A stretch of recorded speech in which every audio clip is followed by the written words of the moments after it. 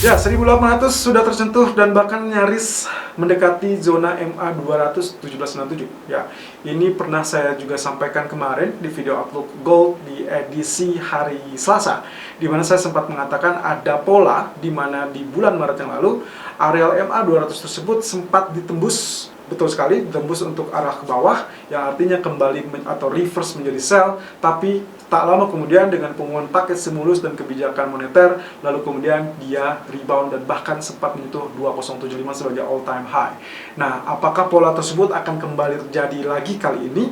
Artinya, waktu awal pandemi di bulan Maret, lalu kemudian dihantam dengan informasi terkait dengan paket kebijakan stimulus, maka emas kembali diburu. Nah, sekarang dengan keadaan yang sama, tapi dengan sedikit iklim yang berbeda, dengan harapan terhadap vaksin dan peredaran vaksin tentunya, maka potensi emas ini kelihatannya agak sedikit berat untuk mengalami rebound.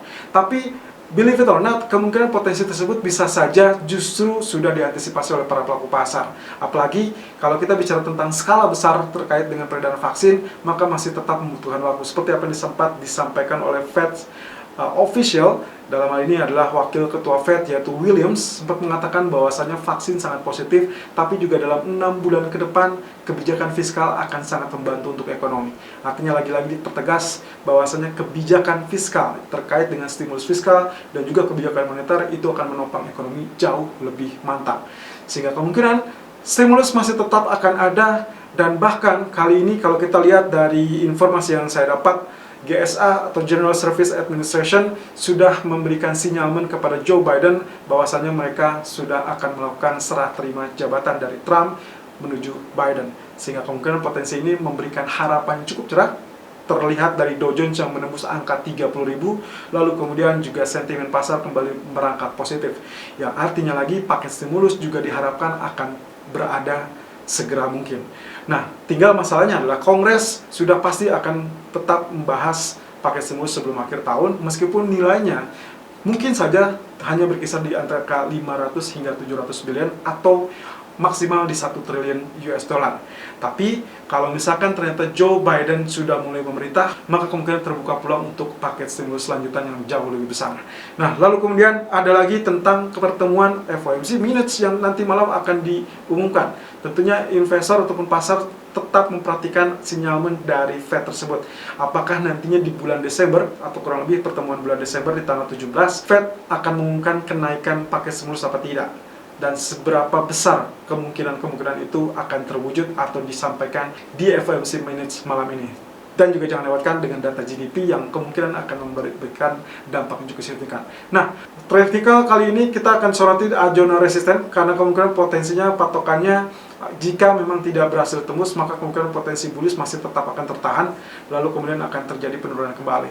Dan perhatikan zona-zona yang akan kami sebutkan kali ini di dalam grafik ataupun Outlook Gold di edisi 25 November 2020. Irfan untuk Agrodana. Ya, jam 11:20 waktu Indonesia bagian Barat, 25 November 2020, kembali dengan Outlook DXY yang ternyata kembali dalam fase tekanan, persis dengan apa yang kita curigai kemarin, karena memang gejalanya mirip ya. Kalau misalkan kita ingat di beberapa waktu yang lalu, dia sempat spike, lalu kemudian gagal, lalu kemudian ditemani lagi dengan doji candle yang mengisyaratkan akan terjadi pembalikan arah, tapi ternyata dia cenderung tertahan. Dan persis dengan yang lihat di sini, candlestick berwarna merah dan bearish candle. Berarti ini kembali membuka peluang untuk lanjutan dari pola penurunannya. Tapi yang menjadi perkara adalah gold pun tetap mengalami penurunan. Itu yang akan kita kupas nanti. Nah, sementara itu dari sisi ini berarti otomatis keadaan dari double bottom sepertinya memang masih tetap ada, tapi at least peluangnya sedikit mengikis ya, terkikis. Jadi ada kemungkinan potensi double bottomnya masih ada, tapi tidak terlampau kuat seperti yang sebelum-sebelumnya. Dikarenakan dengan potensi seperti ini, saya rasa yang paling layak adalah mengejar zona support historical price di 91.76 untuk US dollar. Nah, kemudian dari grafik H4 ada sesuatu yang menarik kemarin, seperti apa yang sempat saya sampaikan pada Anda semua di Outlook Gold kemarin dan juga di Forex chart yang saya sempat memberikan tanda di area ini, ya, dimana kita sempat mempertanyakan apakah ini hanya sekedar pullback yang artinya akan mengikuti alur A, atau memang dia akan kembali terjebak di dalam atau di bawah zona trend channel atau trend line kuning tersebut, yang mengartikan kalau misalkan ini mengikuti alur B, berarti bagian breakout sebelumnya kita asumsikan sebagai fake breakout. Dan you know what, this is perfect. Jadi ini kemungkinan potensinya kita udah asumsikan sebagai fake breakout karena dia mengikuti alur B. Sesuai dengan kesimpulan kemarin, maka dari itu area low di tanggal 23 November yang lalu sebagai zona support efektif berikutnya harus diuji dan kemungkinan juga bisa kembali ditembus. Nah, tapi yang juga untuk reboundnya saya rasa areal ini 92.14 dan juga kemungkinan areal ini ya, kalau kita setarakan dengan areal historical price-nya yang rata, kemudian juga ya asumsi saya mendekati zona trend line kuning ya, juga bisa juga terjadi 92.20. Nah, sayangnya kalau dilihat di grafik H1 ini agak sedikit rancu dan ya beberapa kali kita coba untuk menarik garis yang relatif benar karena kemarin memang ini cukup bertahan, lalu kemudian ternyata ditembus, lalu kemarin juga yang kita tandai persis dengan di grafik K4, kita tandai untuk H1-nya kurang lebih di zona ini. Ya, di zona ini dengan pertanyaan yang sama, apakah dia rebound kembali mengikuti alur A karena memang ini adalah pullback, atau memang ini akan ikuti alur B lalu kemudian dia terjebak kembali di bawah zona trendline. Dan ternyata meskipun dia terjebak kembali ke dalam zona ini, dia sempat lagi mengalami fake breakout ya. Dan ini yang cukup menarik. Jadi 2 kali dalam grafik H1 di zona atau sepanjang hari kemarin ya. Nah, lalu bagaimana dengan pola ini? Pola ini ya masih ada kecenderungan dia akan melengkung dulu ke atas ya, kurang lebih tidak terlampau jauh ya, 92.14 atau 92.20. Lalu kemudian selama masih berada di bawah teritori ini, tapi saya tidak bisa jamin bahwa ini akan tetap berada di bawah ini ya.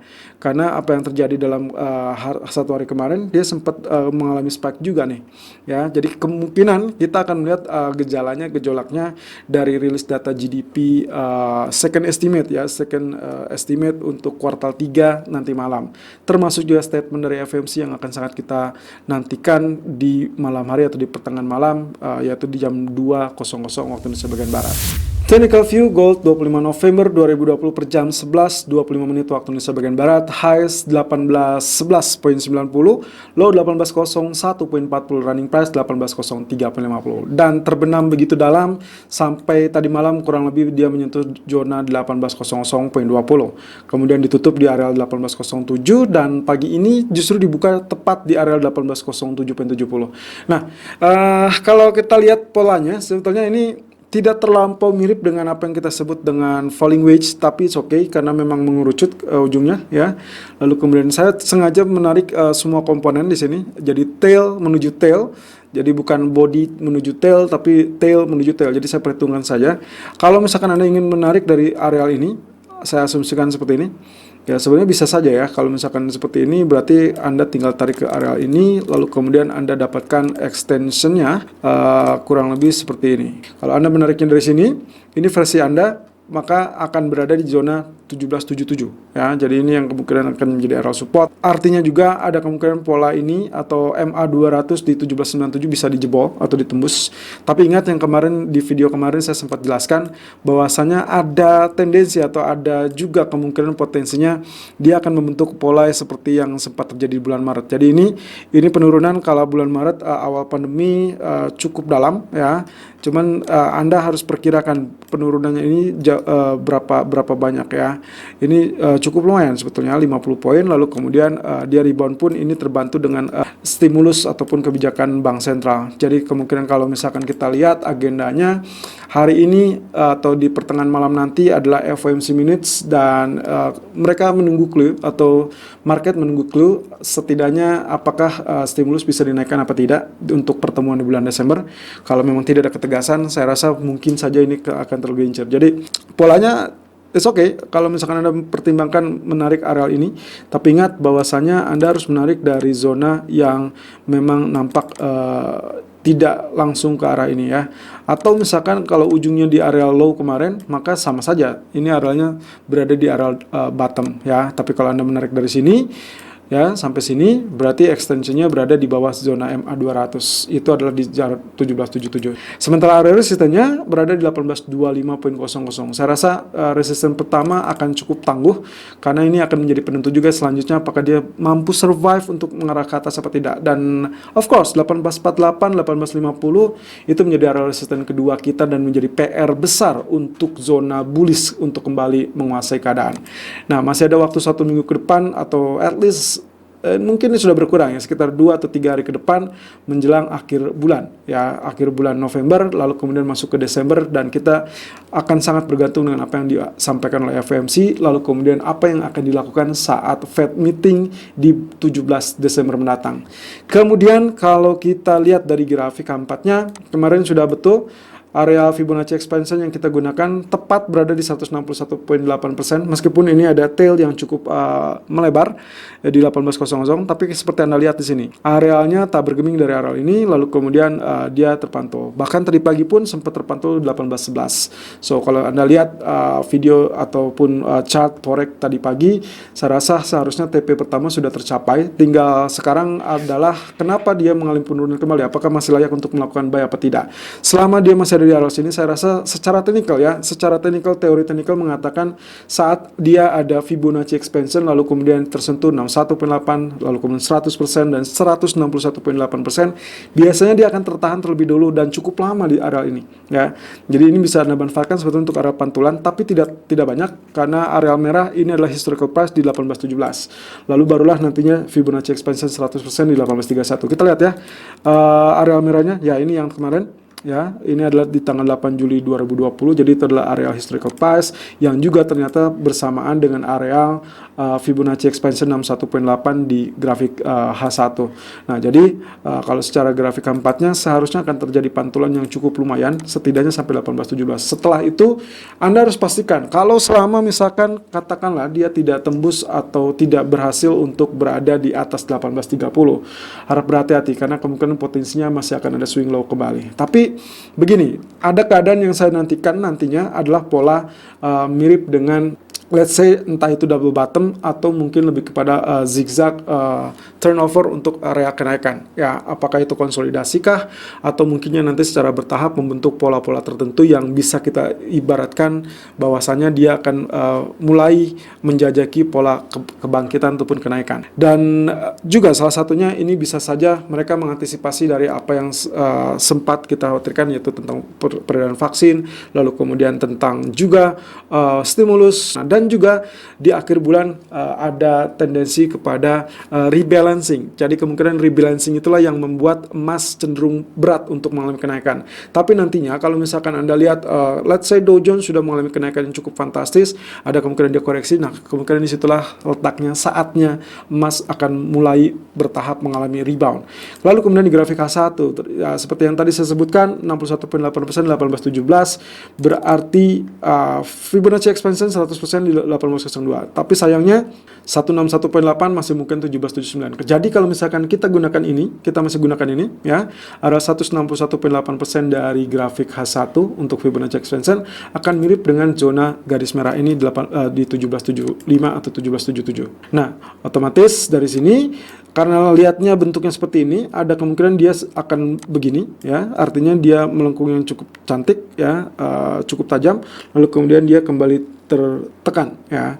Jadi kalau misalkan tekanan, hati-hati 17.79. Tapi kalau misalkan saya rasa untuk kali ini saya masih bisa untuk melakukan buy untuk at least memanfaatkan situasional ya, sampai menjelang sesi Amerika, barulah di situ kita akan waspada dengan data GDP ataupun FOMC. So untuk pagi ini saya masih tetap prefer untuk tetap lakukan buy 18.03 ataupun 18.05. Target pertamanya 18.11.00 dan 18.17.30 target kedua. Ya betul, tepat di area ini, lalu kemudian stop loss di 1797.00. Itulah area MA 200. Jadi kalau itu ditembus, hati-hati akan ada muncul 1779. Nah, sementara untuk nanti malam, kalau memang ternyata GDP kembali bagus, Minimal yang Anda harus perhatikan adalah pergerakan indeks dolar, lalu kemudian yang kedua data di GDP-nya sendiri. Kalau misalkan ternyata secara area, kalau misalkan dia tidak survive di atas 1820 atau bahkan 1825, maka kemungkinan potensi koreksi ataupun penurunan akan kembali terjadi. So, untuk sementara waktu, kita tidak akan melihat hal tersebut sebagai area yang berbasis, tapi untuk arah kenaikan di pagi hari ini sampai setidaknya sesi Eropa ataupun sesi pembukaan sesi Amerika, ini masih cukup layak untuk melakukan buy. Selalu gunakan stop loss dan risk management sesuai dengan equity dan strategi trading Anda. Irfan untuk Akrodana.